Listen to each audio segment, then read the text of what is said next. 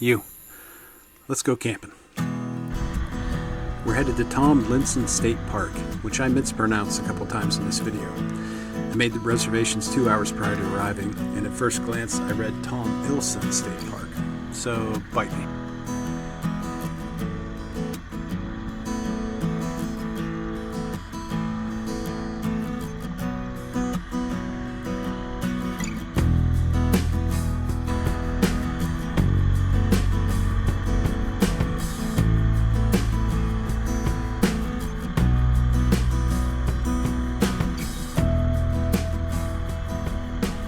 I find myself limited on time, and the objective here wasn't really to explore on foot. I'll come back for that. Setting up all your gear in a public campground and then going for a hike is asking for trouble. Times are tough and the hills have sticky fingers. When camping off the bike, it's best to do your exploring before setting up camp, unless you really enjoy setting up and tearing down just to stay in the same place all over again. Stay as unpredictable as possible. That's the ticket. No, but today's all about the sticker. In order to add a badge to my Panairs, I not only have to visit, but also camp overnight. Most of my stickers are from a big trip I took in 2014. That's when it all began. And from the start, that was the requirement. You can have more than one sticker from the same state, but it has to be a different location, and you have to camp. It's an added motivation for me to continue doing something that I never fully appreciate doing until I'm actually out there doing it. The closest I can liken it to is going for a job. That's something you never really want to do, but are almost always glad you did it. The campground was pretty easy to find, and it was a great drive down. Route 11 is mostly flat and straight until you get south of camp, but it's also relatively empty and rural. It was a good opportunity to clear my head. You can carry the tension of city life and the weight of obligation right to your grave. Some people thrive in the bustle and get their jollies off beating one another down.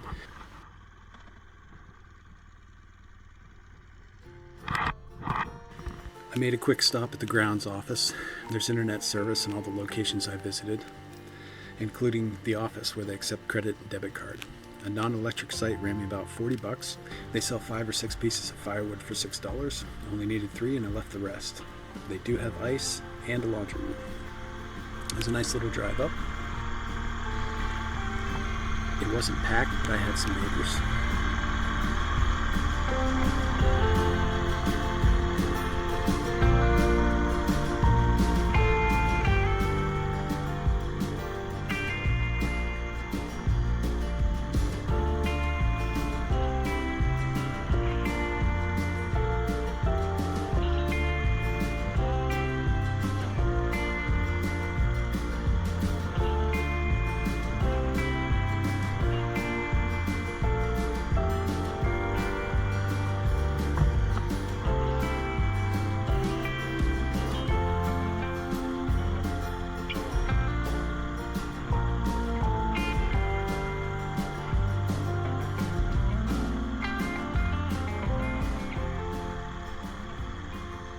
I chose Site 40 from the photographs on the website. It was this mound here on the right that I was after. The weather report called for a chance of thunderstorms.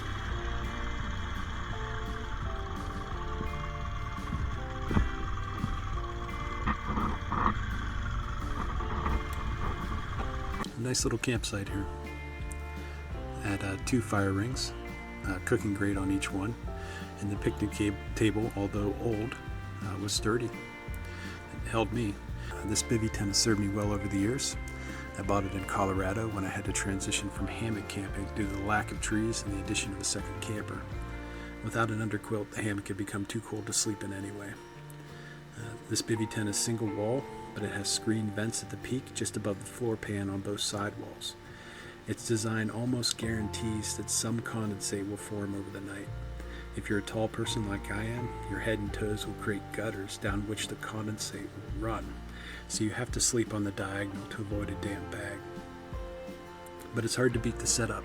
After a long day of riding, you don't want a complicated multi-stage assembly process, especially if you're doing it in the dark or during inclement weather.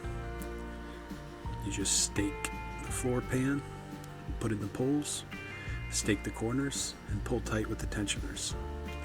If you know how to make a line tension knot, I find that much faster. The tent was around the $35 mark back in the day, but I don't think they make them anymore. Google search for bivy tent does produce alternatives, but I didn't delve too deeply into that. I'll keep using this one until it falls apart. I like the color too. I like the muted color. Seems like a tent that blends in pretty well. Maybe get a little fabric paint, break up the silhouette of it with a little camo, homemade camo, put some leaves on there, spray paint over them. Maybe I'll do that.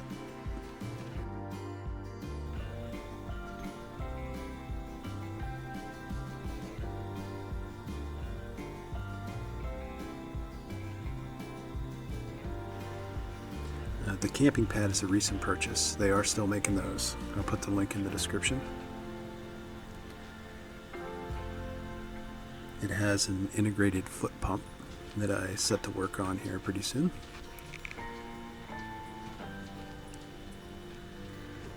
I am not a small person. The material is pretty rugged, pretty sturdy. It held up through the night and kept me warm. It is for back sleepers though. You have to evenly distribute your weight to reap all the insulating properties.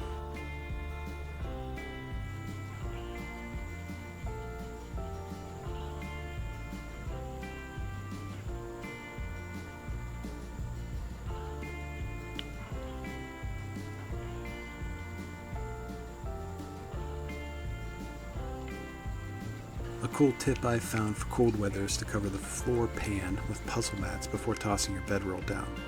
I won't camp into October without them. You can get a puzzle mat for about $20.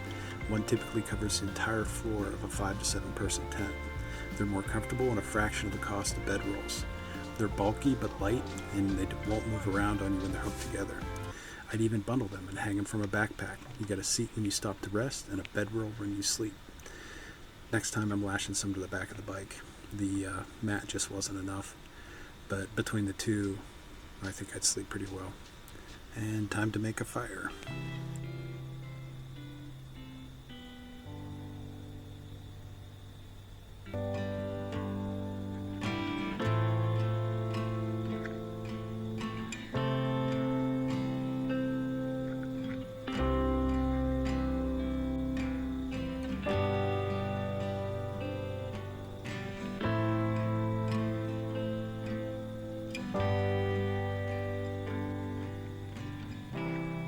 To be honest, unless I'm camping with someone else, I usually don't build one.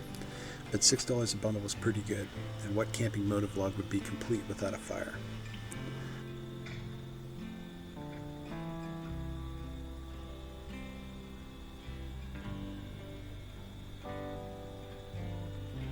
I'm using a Morakniv Companion fixed blade knife. I hope I'm pronouncing that right.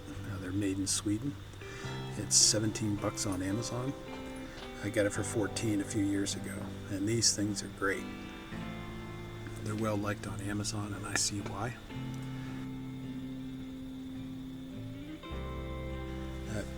If you're going to be in the woods, carry waterproof matches or lighters or flint strikers. A good rule of thumb is to carry at least one of that type, which you can use in an emergency if all else fails. But also carry cheapo lighters and matches in multiple positions on your body, especially up high in inclement weather.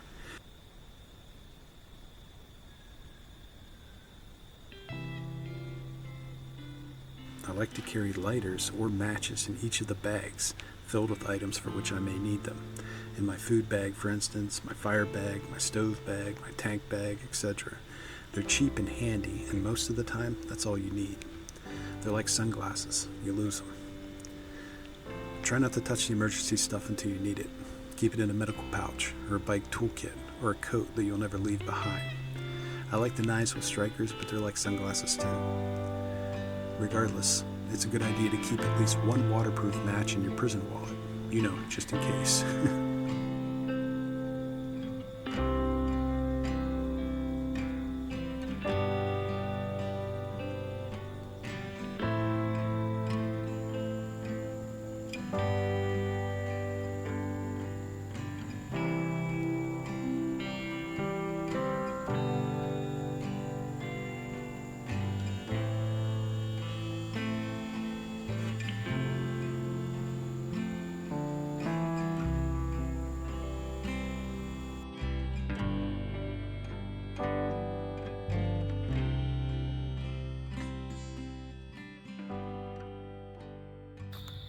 I don't think that recorded, so they have a raccoon issue here, so I thought this was fitting. I think I'll probably hear them tonight. Let's stick it on.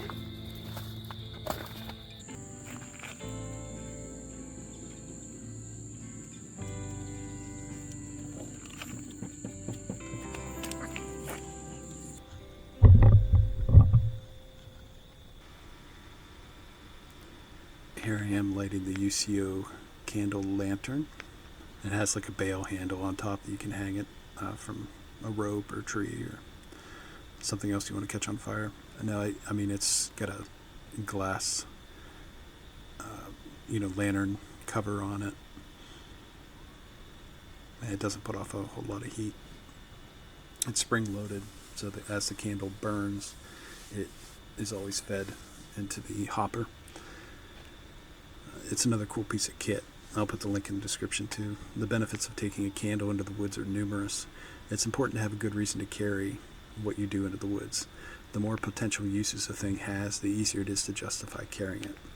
Consider replacing your gas lanterns, guys. You're not guiding ships to shore. You're telling ghost stories. Plus, bears prefer a candlelit dinner. You probably don't taste very good. The least you could do is set a proper mood.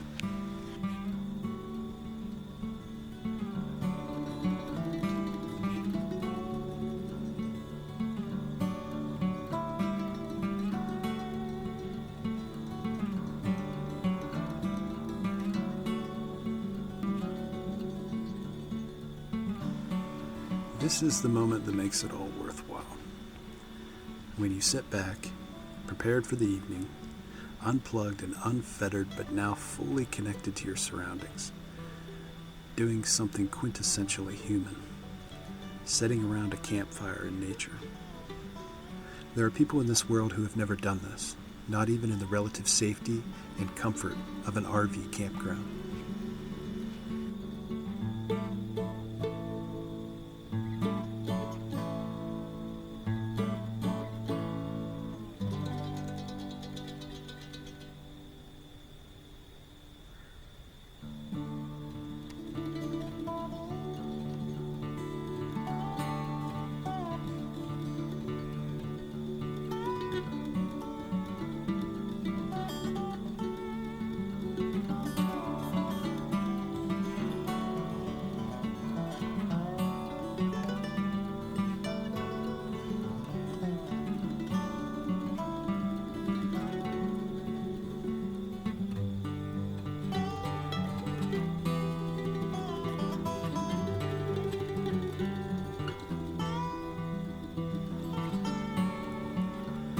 That's this little light of mine. It's always in my tank bag. There's no dome light on a motorcycle.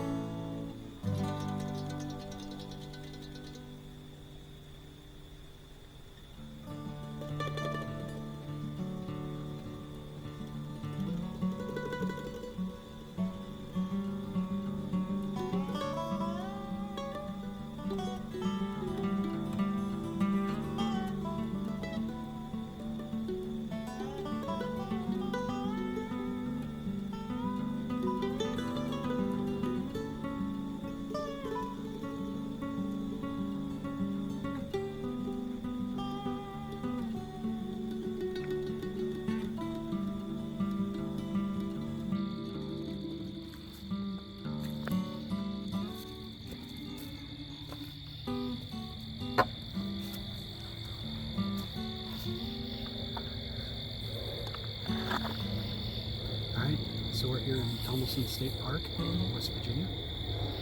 First time I've ever been here.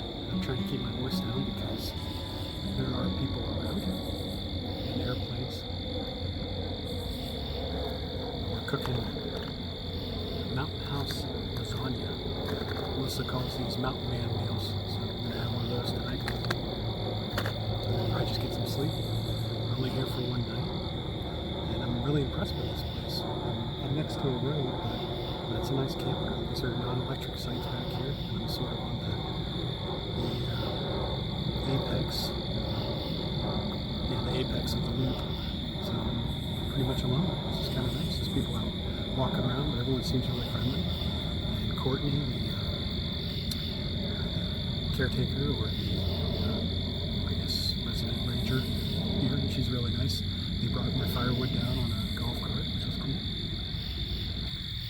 And on the ride here, I kind of thought, you know, have I outgrown this?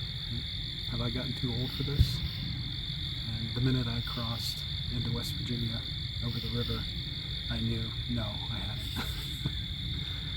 So I already feel invigorated just being out here.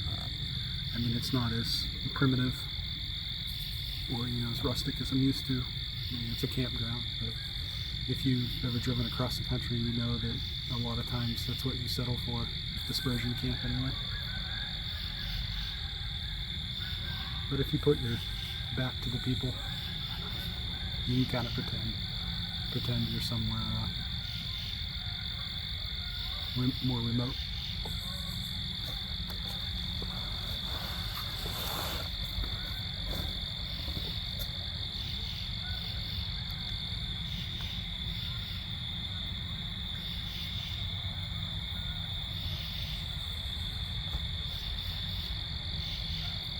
The cell phone that I'm recording on has a really great low light filter in between the campfire and the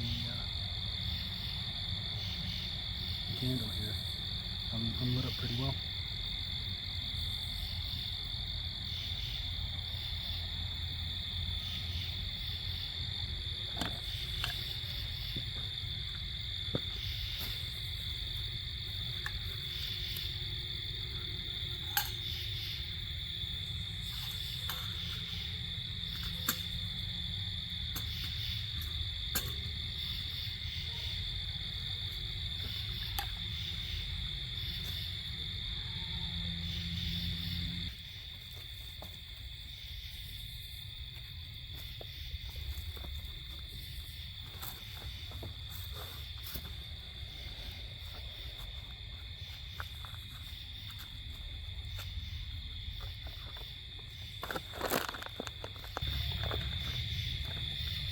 The trick is to remember to take out the do not eat packet.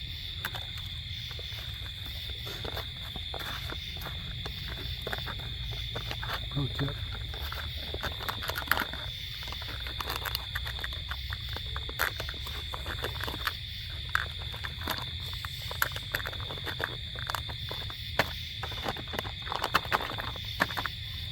Now we wait.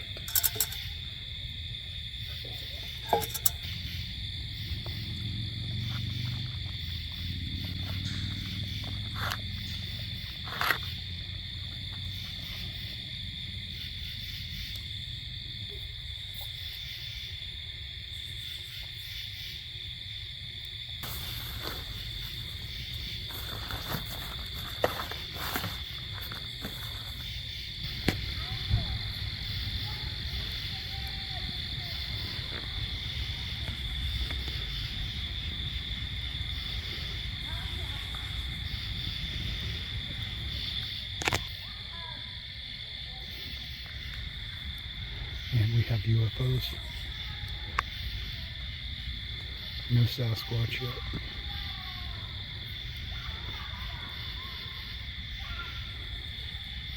Wish I could remember the Close Encounters of the Third Kind theme song. Is everything ready here on the dark side of the moon? Play the back sounds.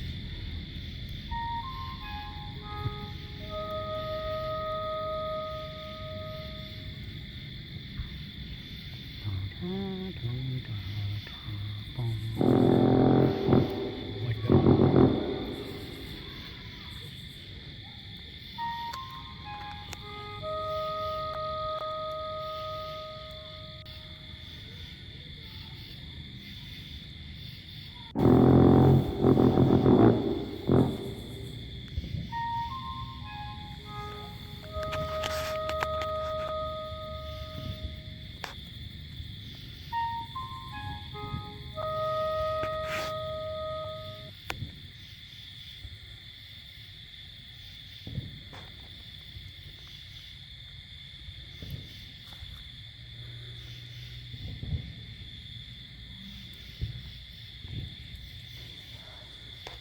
The Blair Witch.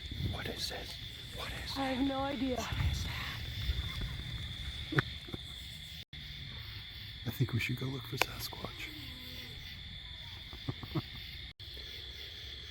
Heard a sigh, maybe a snort out that way. Don't see anything.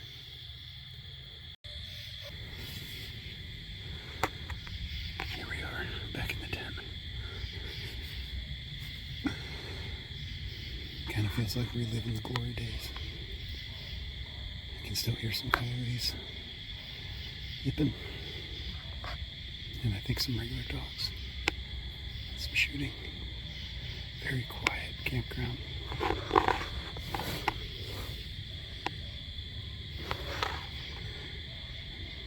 Not a lot of room in here, or I would have filmed myself navigating around. I can already tell there's going to be some condensation in the morning. But the sleeping pad's nice. Just something I got on Amazon for like $30. See you in the morning.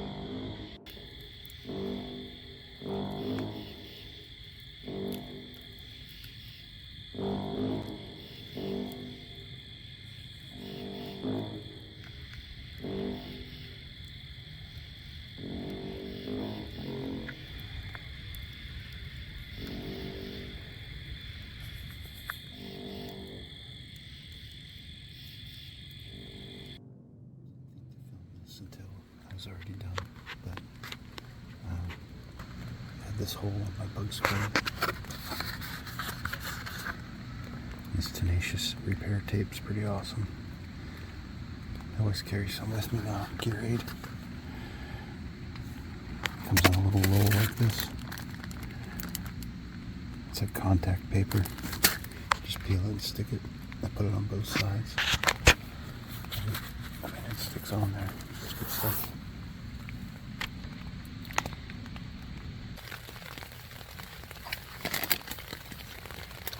Baby wipes. Get the kind with fragrance, because you stink. Okay, so it's raining pretty good, and we're going to use our camp stove to make some coffee and scrambled eggs. And it is wet and nasty out, but it's not cold, I don't think. And it is beautiful, deep, rich colors.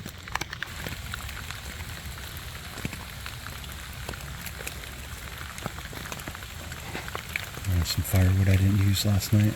I didn't need it, so I just left it.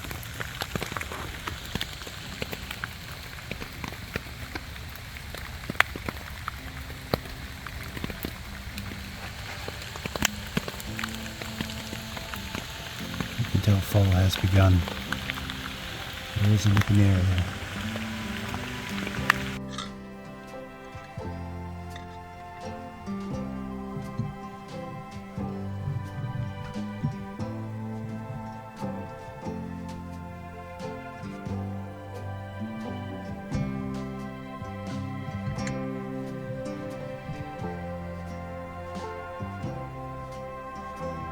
I filmed all of this and I thought, while I'm at it, I might as well make a how-to video on how to use the MSR camp stove. There's not really much to it. You can fill the tank with white gas. You can even run on gasoline if you have no other fuel to use. It burns a little bit dirtier, but it runs just fine. You have the base, natural stove part. The legs collapse, and you just open them up. And the fuel bottle, you take the cap off, and you insert the pump into the top.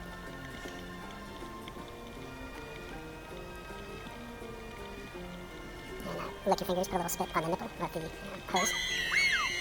Slips in the bottom of the pump. And then there's a little bracket that goes around to secure it.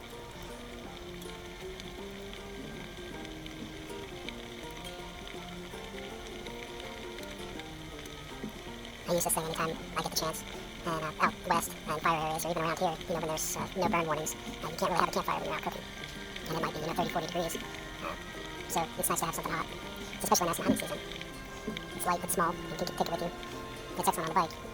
So you always have a bottle of fuel to use if you need it. It only takes 2 or 3 pumps, and then you light the pan on the bottom, and once it gets hot, you adjust the gas level. All the O-rings and everything are in good condition.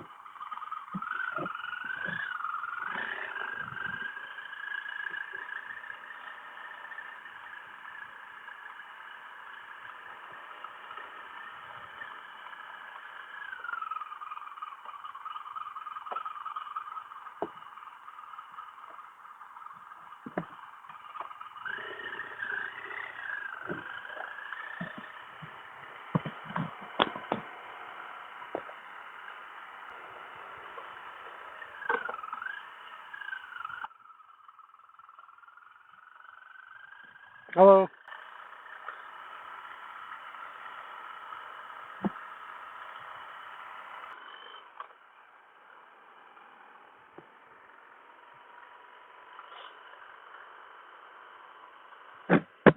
That was Courtney, the caretaker. She's really nice. She brought my wood down in a golf cart, and look, a deer. Awesome. Hey, little one. A little mountain goat.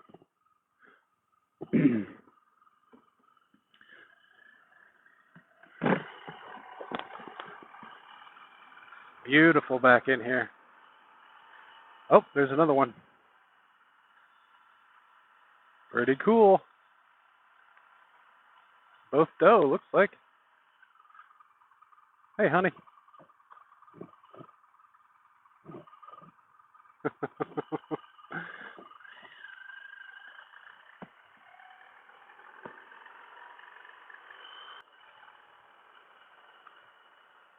Nice little winding road leading up to it here. I really do feel like I'm reliving my glory days, so when I got to do this more. I really got to do this more. This was awesome. It rained all last night. Thunderstormed a little bit. Oh man, excuse me. And then it rained this morning, and there was a little break in the rain, and break enough for me to leave.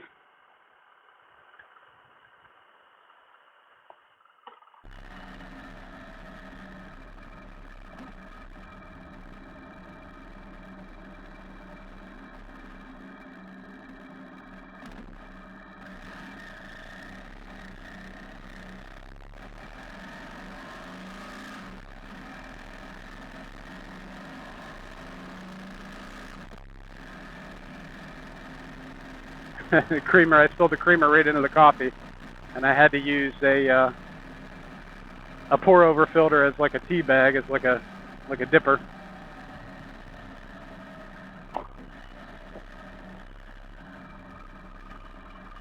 The Two Good Mountain House meals. Oh, got one coming.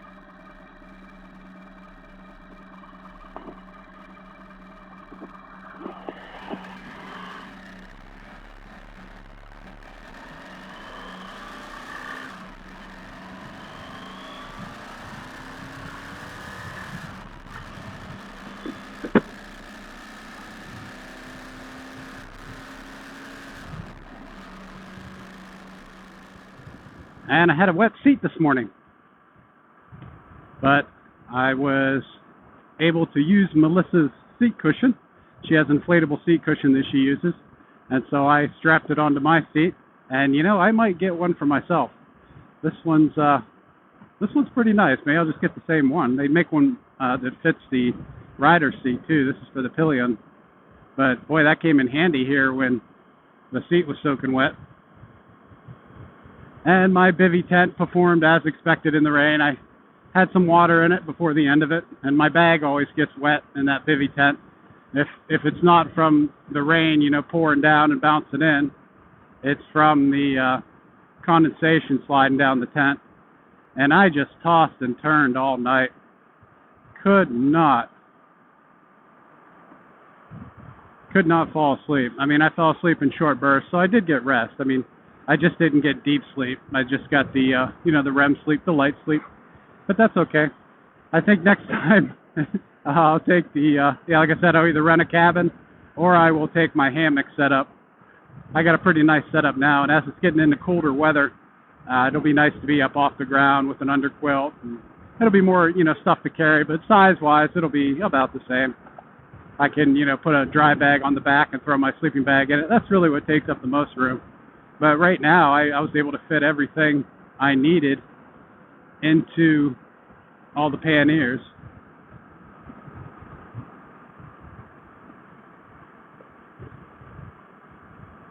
So I'm excited. It'll be some pretty neat footage this time. Got some deer. Got a little bit of the camping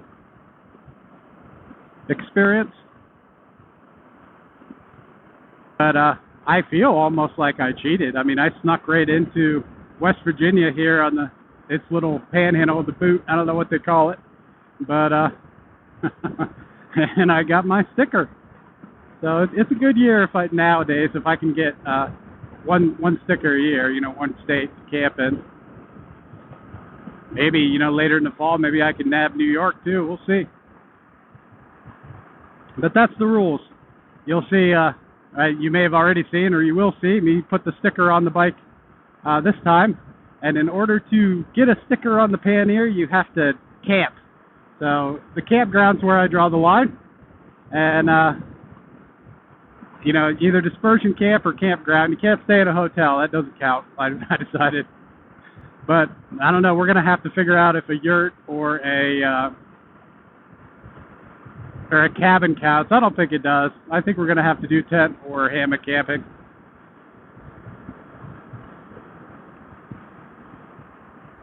I can see myself one day, you know, going with Melissa and staying in a hotel and then sleeping outside one night on a bench just to get that state's camping accolade badge. This one isn't very distinguishable as West Virginia, but she said there were a lot of raccoons out and about, and so that's why I chose the one that I did. It was kind of cute, little raccoon eating a cookie.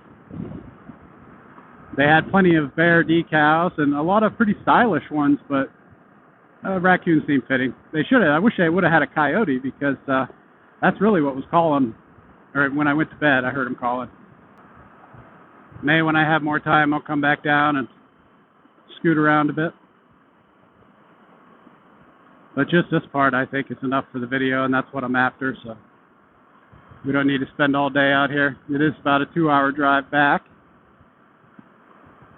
And I gotta watch me some Game of Thrones. The what is it? The House of the Dragon. To be honest, I'm gonna fly my nerd flag here, but I like the Lord of the Rings a lot better. The Rings of Power. That's my pick for shows.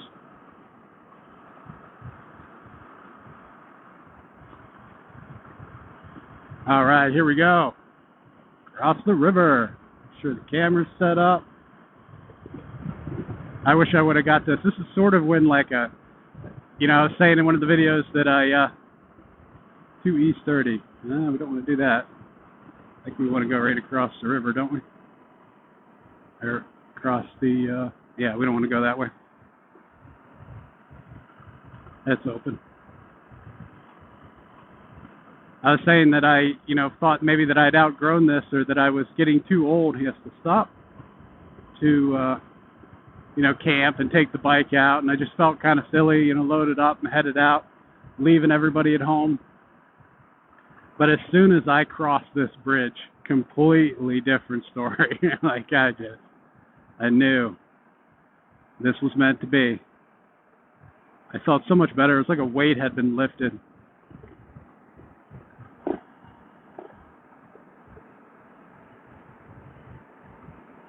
There's no sign on this side for Welcome to Ohio. If there was, I missed it.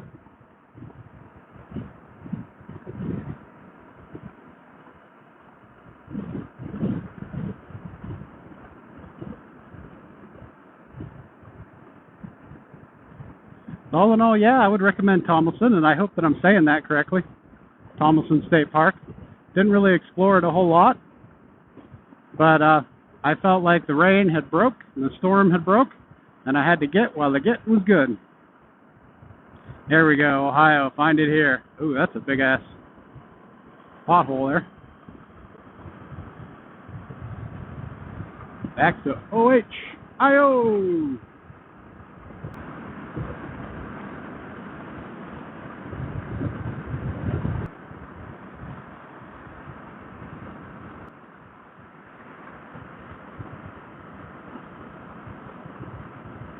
I've always loved the outdoors, and moto camping just fit. I wanted to see the places that I had always read about and seen pictures of, and I wanted to be there. And you experience a place like nothing else when you're on a motorcycle. I mean, it's transportation, and also when you're camping. I mean, it's the combination of the two things. I mean, the ease of travel the ability to soak in your environment on the motorcycle, the speed, the adrenaline, the enjoyment of it, and then also the change in tempo to camping. The sitting back, sitting around a campfire, if you're with someone, you know, discussing what you experienced that day. If you're not with someone, reflecting upon it. They were made for each other, riding motorcycles and camping. No chicken strips. No chicken strips. No chicken strips. Oh, first raindrop.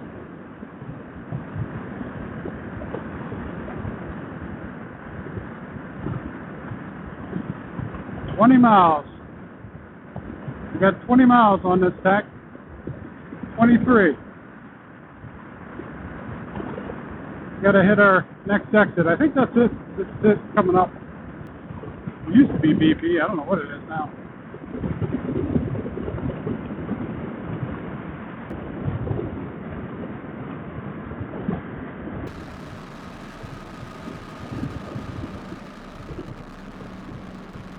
Bye, Levin.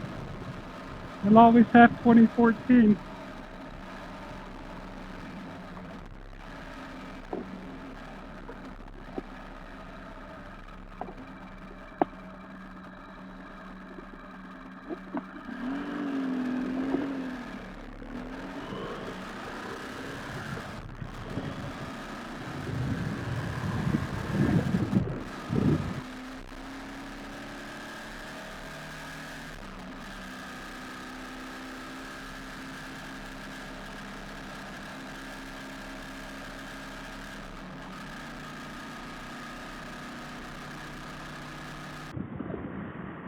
Buffalo!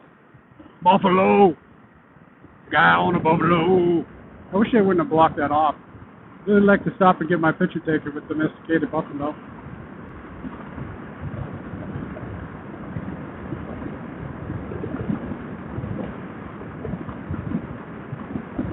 Here comes the rain again, falling on my head like a memory. Falling on my head like a new emotion. I want to walk in the open wind. I want to talk like lovers do. Want to dive into your ocean. Is it raining with you? So baby, talk to me like lovers do. Walk with me like lovers do. Talk to me like lovers do.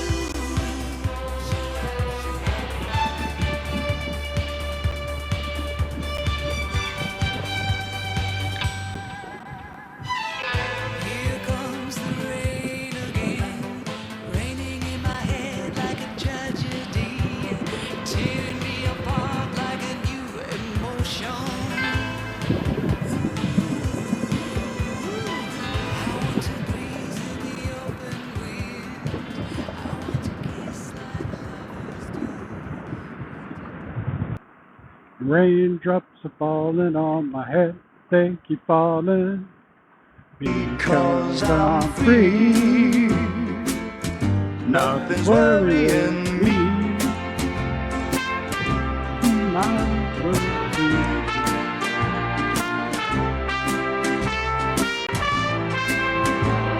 It won't be long till happiness steps up to greet me. My head, they keep falling. Oh, it almost looks kind of green. Is that just my yellow visor? That don't look right. Now all we need is for everybody to turn. Go a different way. Go a different way.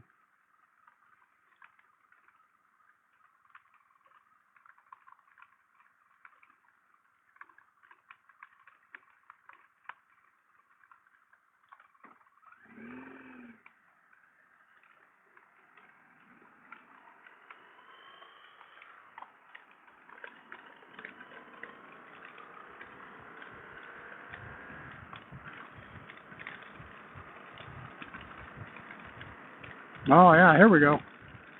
This is some good stuff here. I approve.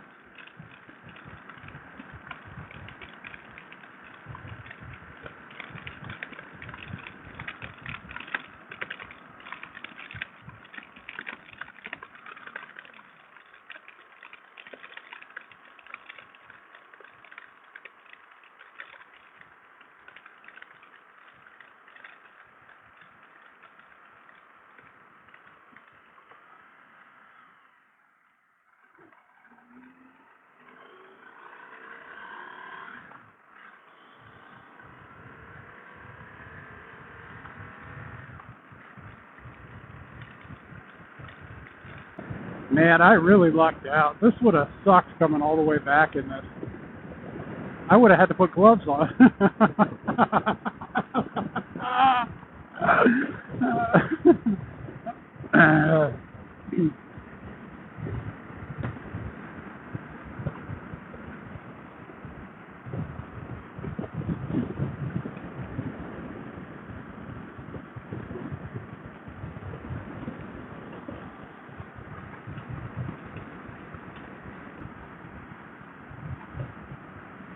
Don't these people know you shouldn't drive in the rain? What are they all doing out here?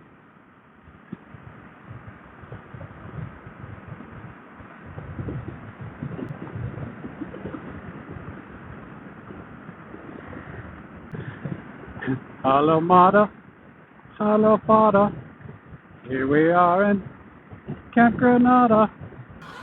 Camp is very entertaining, and they say we'll have some fun if it stops raining. I went hiking. Some people driving by might look at me and think, what the fuck is wrong with him? But I'm thinking the same thing about you. This is kind of like that time I tried to go to Florida and I broke down in Morgantown, West Virginia. And then I stayed at my sister's for a little bit in Pittsburgh. And then I drove home and it started snowing.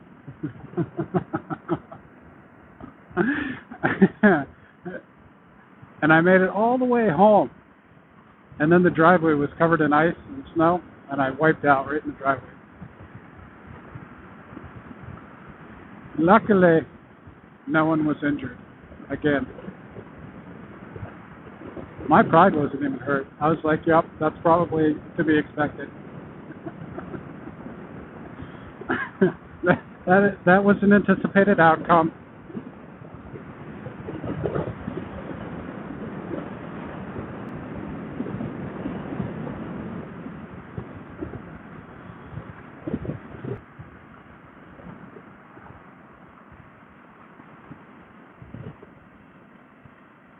People of Painesville, I have returned. You may now celebrate my arrival. Bring mead and women.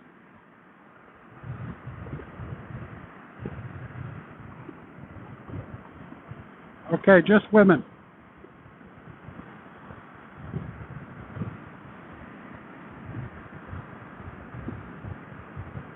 Okay, just one woman.